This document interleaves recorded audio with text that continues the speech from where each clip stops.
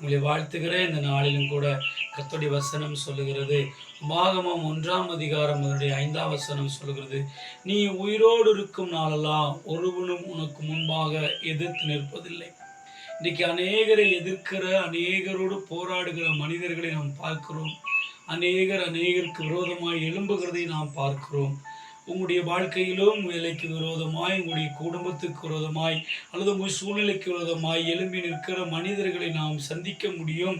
இந்த காலை வேளையில் கர்த்தர் சொல்கிறார், நீ உயிரோடு இருக்கும் இந்த பூமியில நாட்கள் வரையிலும் ஒருவனும் உனக்கு முன்பாக எதிர்த்து நிற்பதில்லை என்று கர்த்தருடைய வசனம் சொல்லுகிறது. நாம் கர்த்தருக்குள் இணைத்திருந்தோம் என்றால் ஒருபோதும் பிசாசோ மனிதனோ எதிரிகளோ நம்மளை ஒன்றும் செய்ய முடியாது.